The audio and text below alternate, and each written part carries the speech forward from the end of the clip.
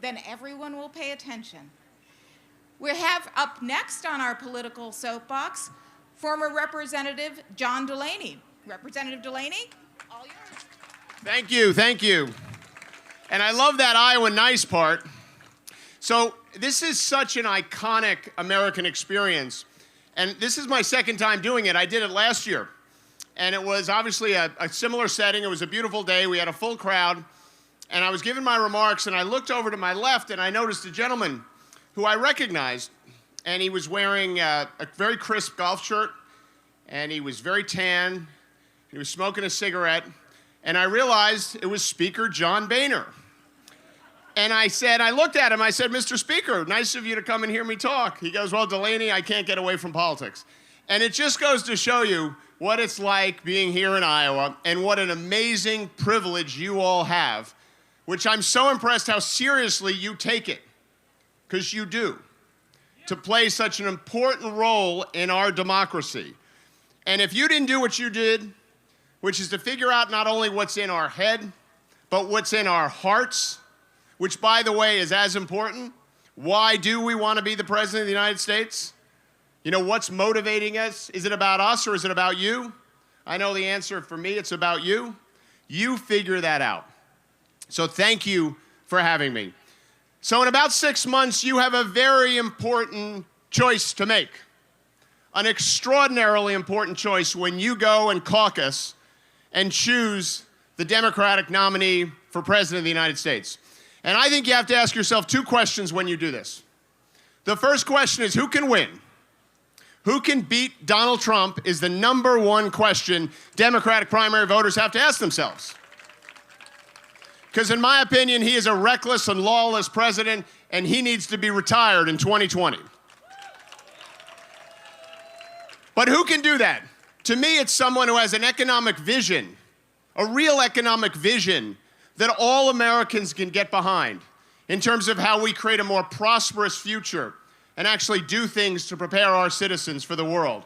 It's a candidate who's running on real solutions, solutions that are workable, and we tell you how we're going to pay for them, and we tell you how we're going to get them done, not impossible promises, right? That's the kind of candidate you need. Someone who's got real ideas, can build the kind of economic future that we deserve, and someone who can defend their positions and go toe-to-toe with the President of the United States. You need someone who can build a big tent where progressives, moderates, independents, and even disaffected Republicans want to vote for that candidate, because that's how Democrats won the 2018 House of Representatives. We put up 40 great candidates who flipped Republican districts to Democratic districts. 2 of them came from Iowa. The way I look at it, you did 5% of the work and you're only 1% of the population. So as always, Iowa punched above its weight. But they are your model. They're common sense, problem-solving Democrats who want to bring the country together. But the second question you need to ask yourself is, who is going to be the next leader of the United States of America? Who will reestablish our role in the world, work with our allies, and lead not only here but around the world? Who can actually bring people together and get things done? Because we've spent decades talking about stuff and we haven't been doing things. We need to build infrastructure. We need to make sure we're creating jobs in every town in this country. We need to fix a broken healthcare system, lower pharmaceutical prices, deal with digital privacy. We need to get back in the Trans-Pacific Partnership, which is something I commit to do in my first 20 days in office. You know, if we were in that trade agreement today, which President Obama was 100% right about, every acre of land in Iowa would be worth more money because every crop price would be higher. So I can look at farmers in the eye and say, as your president, it will be better for you the day I'm elected. But we also need a president, let's face it, who will restore decency and honor and integrity to the most sacred office in the world. A president who will wake up every day and say, I'm not going to divide the American people. In fact, as part of my oath of office, I swear to never divide the American people, to do something in my power every single day to appeal to, as Lincoln said, our better angels. I want to remind the American people that your enemy is not your fellow American. We are in this together. United we stand. And as president, I will appeal to that every single day.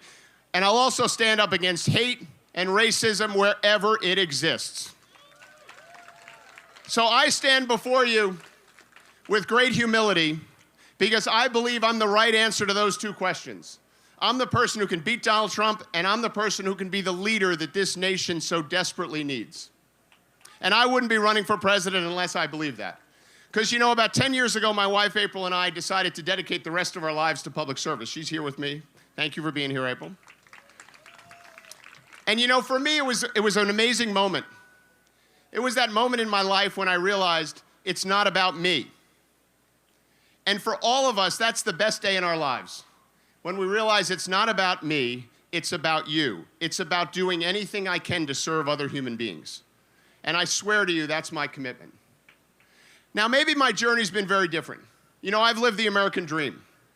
And I'm incredibly grateful for the opportunities that this magnificent country has given me. The opportunities to learn, to be the first in my family to go to college. The opportunity to build 2 businesses from scratch and create thousands of jobs as an entrepreneur in the private sector. The opportunity to be married to an amazing woman for 29 years, 30 next week, sweetie. And have 4 terrific daughters. And then most importantly, the opportunity to serve my country. So I have lived the American dream, but you know the problem is it's much harder for young people today to live the life I've lived or so many of you have lived. You know, young people today will be the first generation of Americans, the first generation ever not to do better than their parents. Think about that. We're also leaving them debts they cannot repay, both fiscal debts and climate debts, because I believe it's an immoral debt we're leaving them. So I don't believe, my friends, what the American people or what our young people need is more partisanship, more gridlock, or more rigid ideology. Haven't we had enough of that? I think what the American people need is real solutions. So if some of my big ideas are slightly more pragmatic because I'm trying to get them done, then I'm all in. Because the American people need us to start solving problems and pursuing our opportunities. Now, maybe it was the way I was raised. My dad was a union electrician. So what that means is he wired buildings for a living. He's the strongest man I ever knew. He could twist a rusted bolt open with his bare hands. It was honorable work. It was honest work. He worked hard. Wasn't glamorous. He wasn't a glamorous guy. But when you do an honest day's work, you get a building that works. You turn on the light switch, the lights go on. You turn on a faucet, the water comes out. But that's the problem with our current president. He doesn't care if anything works. He only cares about himself. He doesn't want to build a building that works. He wants to build a building that he can put his name on. Right? That's why his businesses went into bankruptcy while mine were successful and deeply admired in the community. I'm the only person running for president who's been a leader in the private sector and in the public sector. He stiffed working people like my dad, literally stiffed them, where my companies were voted the best places to work. That's why his economy's not going to work. Ask your average farmer here in Iowa, is the economy working for you? How's the trade war doing? Ask 40% of Iowans who can't afford their basic necessities, like their rent and their food and their utilities. Think about that in a country as wealthy as we are. Again, that's why we need real solutions. So I have big ideas, but every one of my ideas can get done. I'm calling for universal health care, where every American gets health care as a basic human right. Every American. But I also think the American people should have choices. If they want to keep their union health care, or they want to keep their Medicare Advantage or their Medicare supplementals, they ought to be able to. That's a common sense approach to improving our health care system. I want to rebuild our country. I've called for the biggest infrastructure program since the creation of the federal highway system. Because infrastructure creates jobs, it improves the standard of living, and it makes our businesses more competitive. And I can get it done, because I was a leader on a bipartisan effort in Congress to do that. I've called for a way of dealing with the climate crisis. But part of it is a big bet on American innovation, which we can do. We got to solve this problem not only here, but around the world. These are the kind of solutions I will put forth as your president. But you know what's even deeper than these policy discussions is how terribly divided we are. In many ways, that is the central issue facing this country, which is why I believe the challenge that the next president has to step forward and address is how do we restore a sense of common purpose to who we are as a people? How do we remind the American people that this notion that we're all in this together is worth fighting for every single day of our lives? You know, in 1958, John F. Kennedy gave an amazing speech. And in it, he said, we should not seek the Republican answer, we should not seek the Democratic answer, we should seek the right answer. He went on to say we should not seek to fix blame for the problems of the past. We should own our responsibility for our future together as Americans, which is why we've got to do common sense things and get them done on gun safety. Thank you, Moms Demand Action, for being here. Which is why we've got to fix our healthcare system, lower pharmaceutical prices, build infrastructure, and do all these things. But we have to do it together. And we need a president who understands that we're not going to agree with each other on everything. We don't want to live in a country where we agree with each other on everything. But you deserve, and your kids deserve, and my kids deserve to live in a country where the things we don't agree with each other on are debated with the truth, with honor, and with respect. But you also deserve to live in a country where we also get some things done, and we spend some time focusing on the things we agree with each other on. And that's what I'll do as president. I'll restore this sense of common purpose to who we are as a nation. I'll restore dignity and decency to the office of the presidency. I'll work every day to bring the American people together and stand up against hate. And I'll work tirelessly to find the common ground that we need on all of these big issues and get things done. When I'm done being president, I want to have a long list of accomplishments, and I don't care if I get any credit for it. Because as I said a few minutes ago, this is not about me. This is about you. This is about me being in service to you. I will work for you. And what you want is a president that's going to solve your problems, help you pursue opportunities, dial down the noise, and restore dignity to this country and lead internationally. And that's what I'm committed to do as your president. I'll close by saying how I think about this. You know, I think our solemn responsibility as a nation and as leaders is to leave the world better than we found it. That's what our predecessors did, and we can do it too. This is a magnificent country, and don't let anyone tell you otherwise.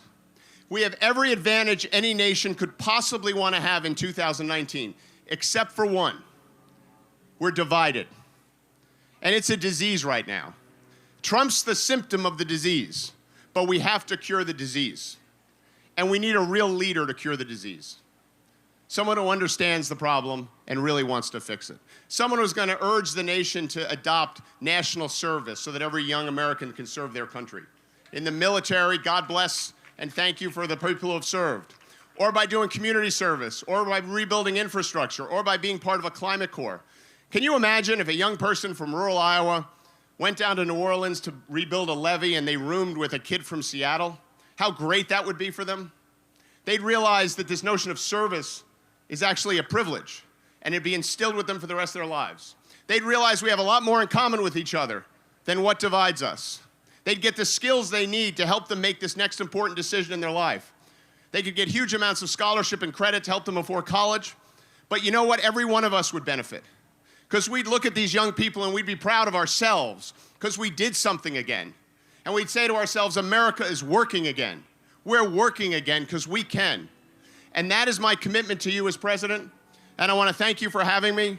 I'd love your support. In 6 months, you have this important decision. Do you want to send someone to the top of the ticket who could beat Donald Trump? Do you want to send someone who can unify this nation? Do you want to send someone who can actually start getting things done? And do you want to send someone to the White House who you can look at and say, there's decency again in this sacred office. We're leading again, not only here, but around the world. And America is back, and America is working. God bless you all. Thank you for having me. Thank you for being here. Thank you for all you do for our democracy. And I think we've got 5 minutes if anyone has a question. Okay, I think this young lady, your hand was up for. Hi. I'm with Vote Smart. We do voter education, very important to us. Will you commit to be transparent with voters by taking our political courage test on issue positions? Sure. Yeah? What's your name?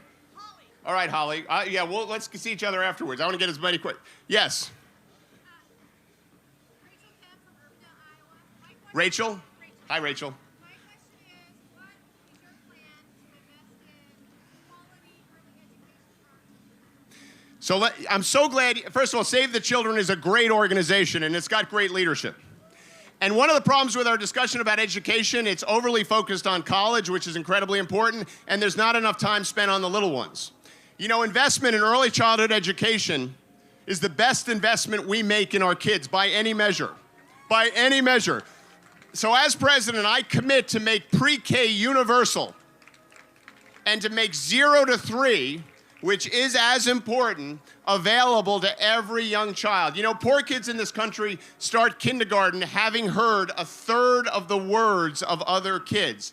They never catch up. The best investment we can make in them and in our society is to take these little ones, who in many ways are too little to fail, who people don't focus on as much because they don't vote, and make sure every young person in this country has access to early childhood and pre-K so they get the start every one of them deserves. Thank you, Save the Children. Yes, sir.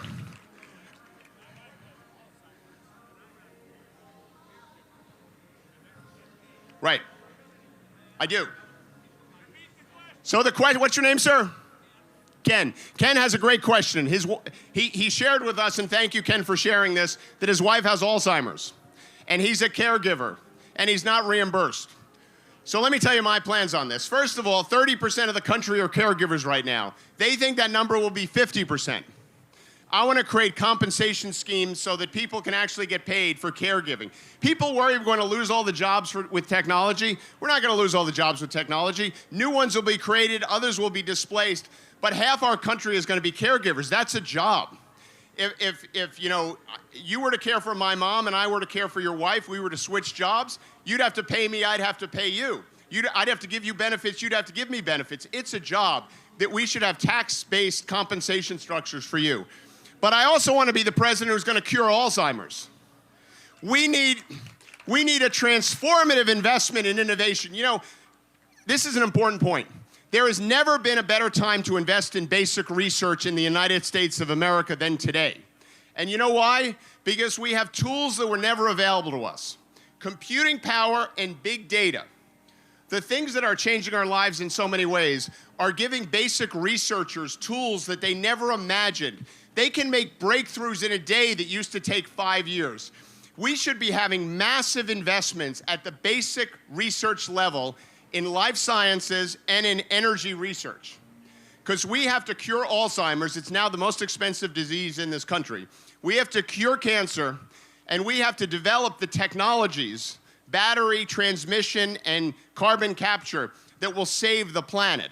The United States of America is in a unique position to do that. We have the greatest entrepreneurs in the world. We have the greatest universities in the world. What we're missing is a president who actually wants to invest in the future, in kids, in solving problems. And I swear as your president, to get through Congress, the biggest investment in basic research increase since the creation of the space program. So thank you, Ken. I'm going to go back. Let's go to this gentleman, and then you.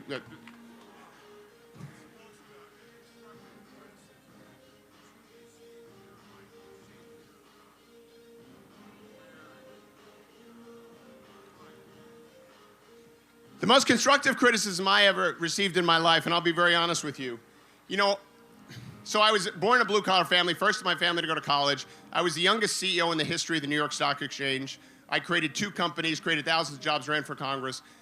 I like doing things. So someone once said to me, velocity is your greatest strength and your greatest weakness. So sometimes, and you know, the nice thing is I've been at this for 2 years, so I haven't rushed into this. I've been to all 99 of your counties. Come on, all 99 counties. I think I'm the last person who did that. The last person to do that was Barack Obama. That's pretty good company. So you know, this one, I've made sure I took my time and listen. My time is up. I'm sorry I didn't get to your questions. I want to be respectful of the Des Moines Register. God bless you all. Thank you for having me. If you got questions, we can grab them off the stage. and enjoy the fair and take care, everyone.